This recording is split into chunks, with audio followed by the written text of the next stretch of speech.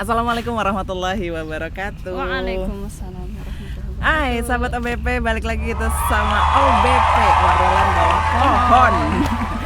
Ya, mohon maaf 2 minggu berturut-turut kita absen dari indera penglihatan, indera dengar sahabat OBP semuanya.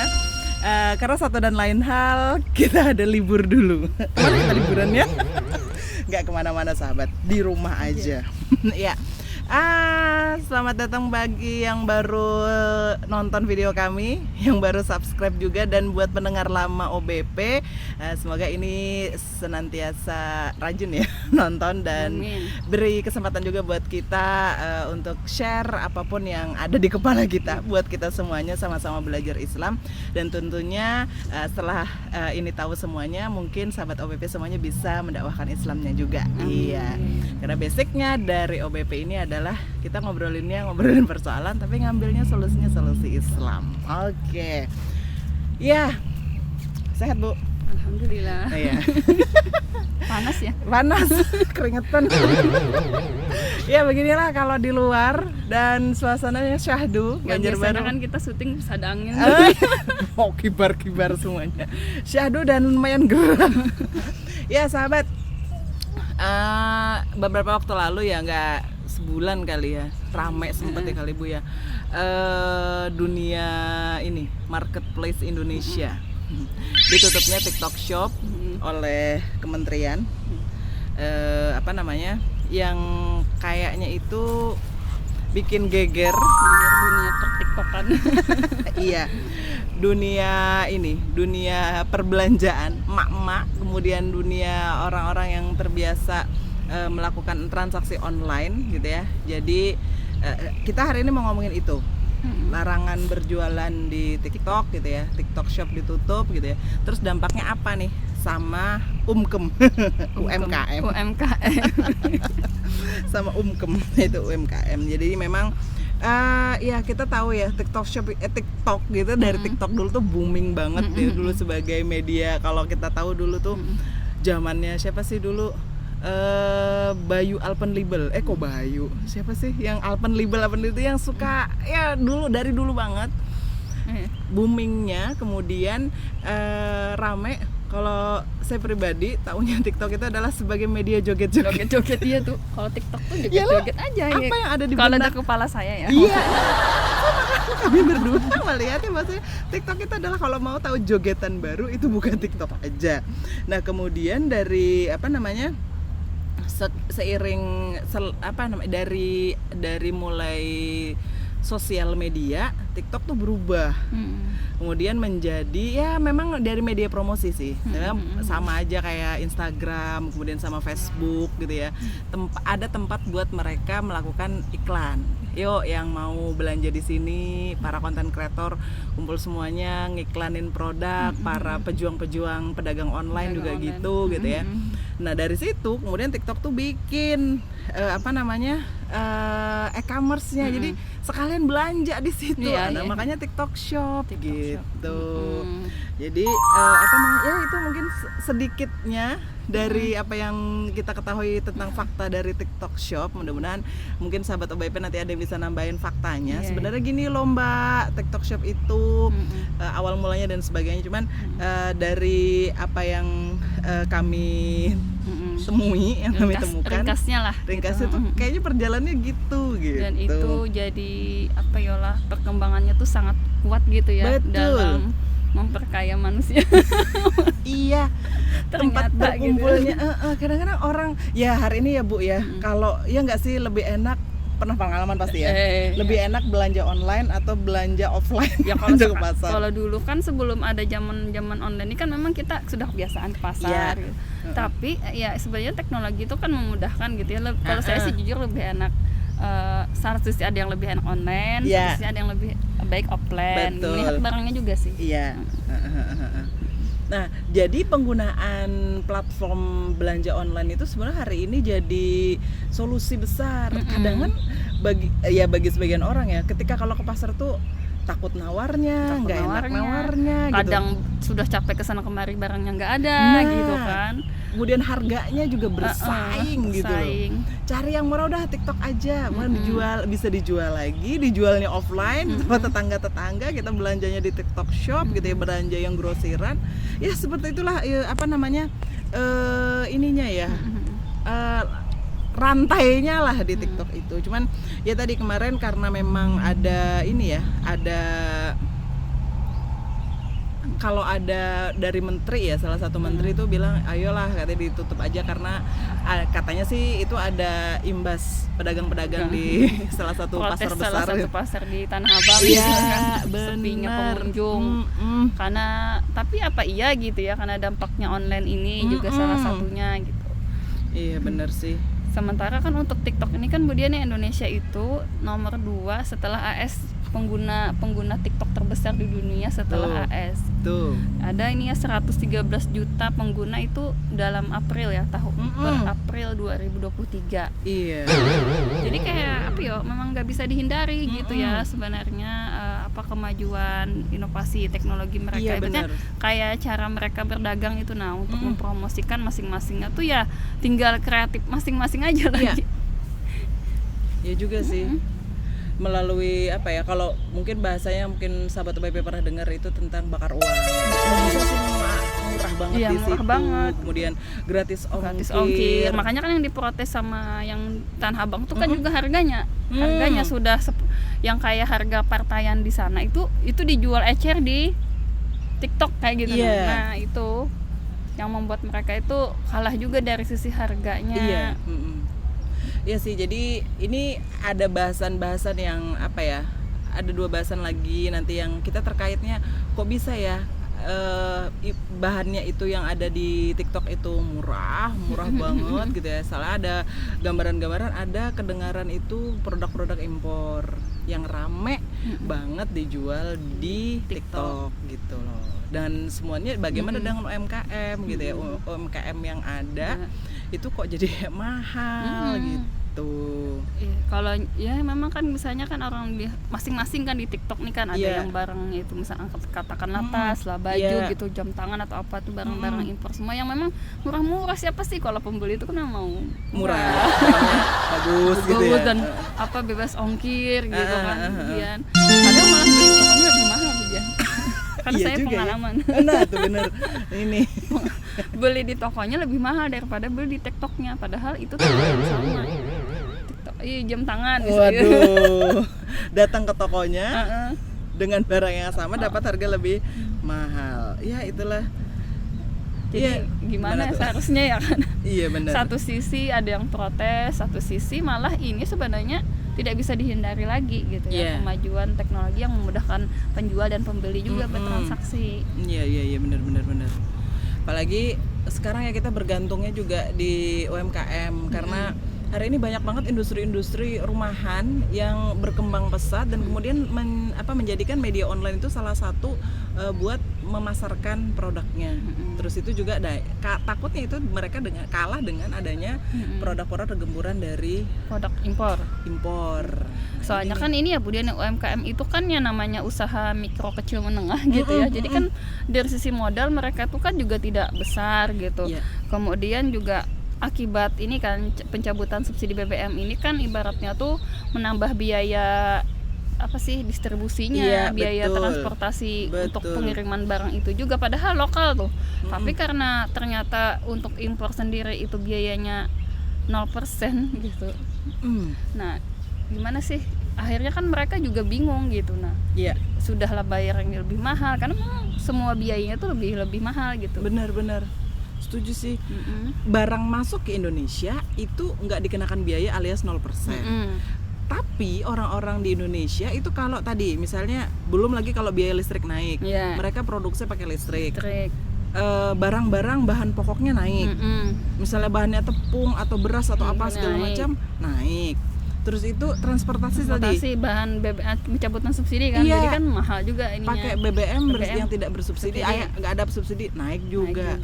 Nah gimana itu nggak akan nambah kos atau biaya-biaya buat tadi si satu produk ini jadi.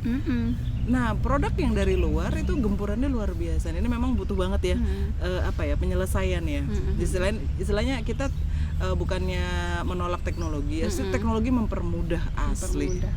Mempermudah juga, bukannya kita membiarkan aja gitu ya kepada pedagang-pedagang yang mungkin dia masih plan gitu, masih di pasar gitu ya. Nah, jadi harusnya gimana ya? Kayaknya tidak tepat juga ya ditutup gitu. Soalnya kan sebenarnya akan masih banyak juga yang lain. Benar. Marketing marketplace. Marketplace yang lain gitu. Salah satu yang ditutup itu sebenarnya gini, katanya sih mau dibuka lagi. Jadi awalnya TikTok itu ada di Indonesia itu dia pakai izinnya itu pakai sosial media. Jadi nggak ada istilah, kalau sekarang ada mereka namanya tuh social commerce. Jadi dia sosial media, dia juga tempat berjual beli itu e-commerce tadi. Kalau ya kita lihat sebut saja kompetitornya Shopee, Lazada, Tokopedia itu kan memang benar-benar e-commerce. Nah, TikTok itu berangkat dari sosial media. Awalnya tadi cuma joget-joget doang gitu loh. Kita tahu joget-joget yang gitu-gitu tuh dari TikTok.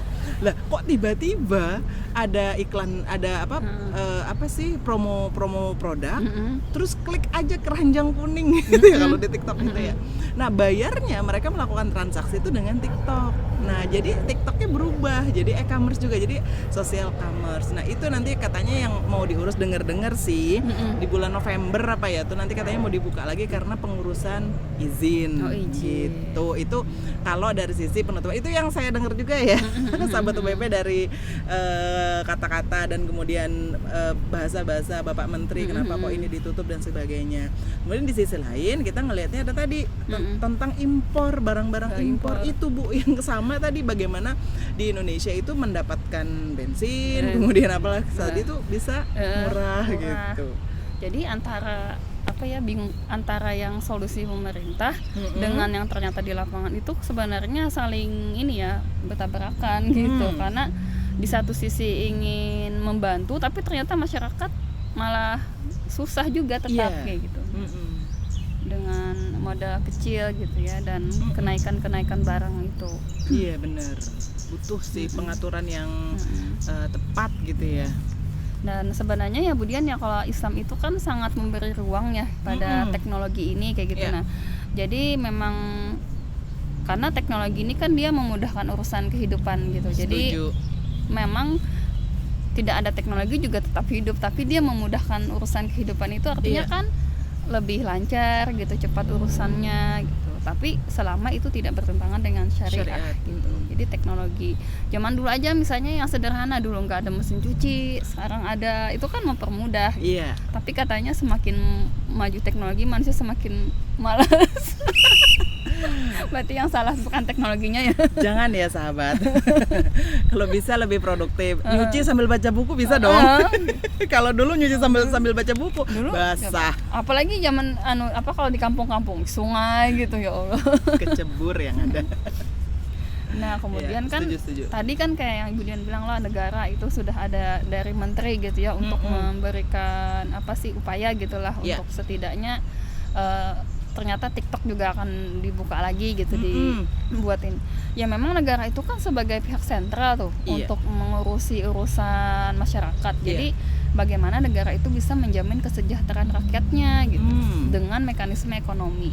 Nah kalau dalam Islam itu mekanisme ekonominya ada yang dari sisi mekanisme ekonomi gitu ya. Satu, dalam Islam itu memudahkan seseorang itu untuk bekerja dengan menyediakan lapangan pekerjaan gitu ya. Nah kemudian menciptakan ekosistem bisnis yang baik. Betul. Nah ekosistem bisnis yang baik ini kan pasti standarnya adalah hukum syara gitu ya, yang tidak ada riba gitu. Nah jadi semuanya standarnya adalah hukum syara itu untuk ekosistem ekonomi baik. Itu secara mekanisme ekonomi ya Budian. Kalau mekanisme non ekonomi itu, negara itu memberikan santunan buat mereka yang memang misalnya kesulitan modal atau misalnya sudah kan yang namanya rezeki ya, sudah bekerja, sudah misalnya punya toko ternyata kurang juga. Nah di situ nanti ada kan negara yang membantu, gimana caranya membantu mereka. Dan yang jelas kan kalau dalam Islam itu kayak BBM itu kan adalah barang yang kategorinya kepemilikan umum gitu ya. Jadi tidak diperjualbelikan dengan harga yang mahal gitu. Setuju. Paling tidak itu ya, menciptakan ekonomi yang baik, ekosistem ekonomi yang baik juga bagi, nggak lepas dari yang itu tadi social e-commerce gitu ya. Dan apa juga sih. keren. Dan yang kedua itu yang tadi ya, kemudian juga Islam itu mempersilahkan perdagangan komoditas di luar kebutuhan pokok. Jadi sementara kan dalam Islam itu kebutuhan pokok itu dijamin gitu ya, jadi yang namanya kebutuhan pokok itu tidak mahal gitu ya, bahkan bisa jadi memang digratiskan oleh negara, masuk tadi BBM.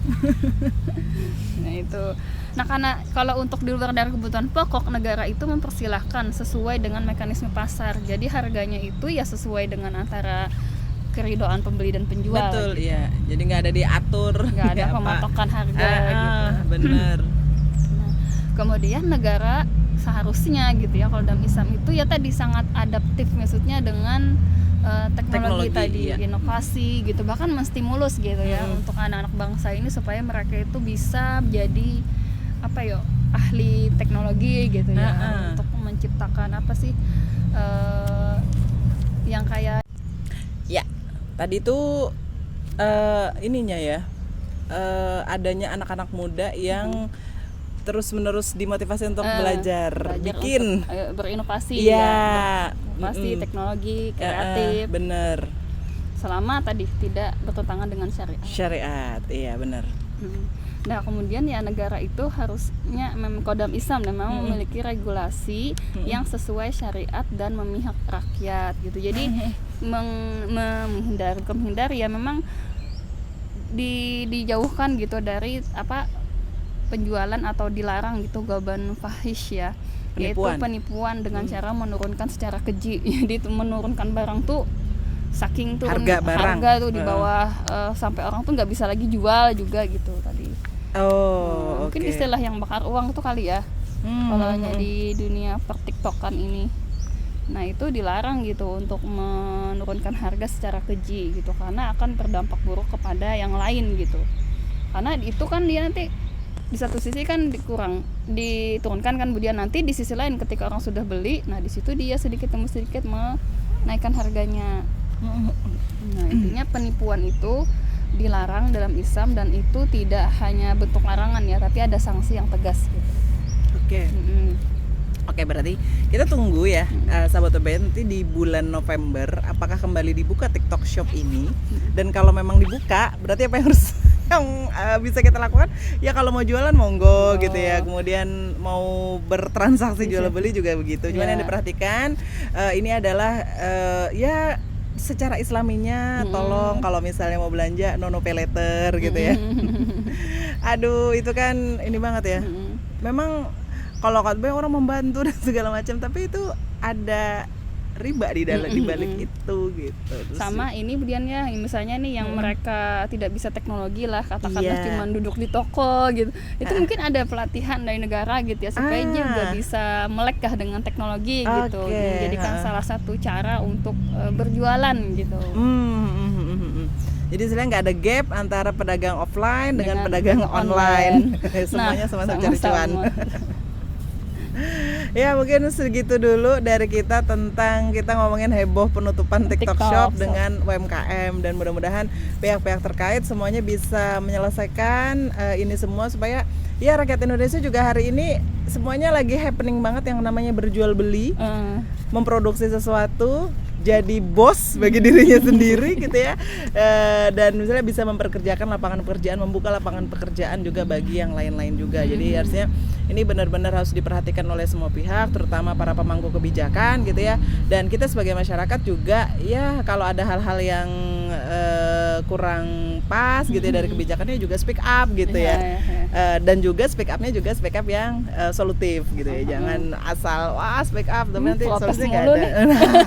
Tapi kan kita kasih pandangan solusi Islamnya gimana. Iya, mendukung kok, namanya teknologi juga. Sebagai emak-emak juga paling nggak kan belanja online asik tuh. lagi santai sejenak gitu, nunggu cucian. Asal jangan salah lah, kalap belanja gitu. Nah, itu dia. Sampai membuat suami kalang kabut. Iya, nyap-nyap dengan gitu ya. Pembayaran yang ternyata banyak. Waduh, itu juga. Oke, itu akhirnya nanti ke keinginan atau kebutuhan. Kebutuhan itu pembeli ya. Iya. Nah, kalau ini tadi kan programnya penjual gitu ya. Buat para penjual, para pedagang online semangat, dan buat para pembeli semangat juga. Baik, terima kasih semuanya udah menyaksikan video ini. Mudah-mudahan bisa bermanfaat sedikit yang kami berikan dan maju terus pemikiran Islam dan juga dakwah Islam di seluruh penjuru negeri. Amin amin ya rabbal alamin. Saya Dian Anjarwati. Mas Liati. Undur diri dulu. Assalamualaikum warahmatullahi wabarakatuh. Waalaikumsalam warahmatullahi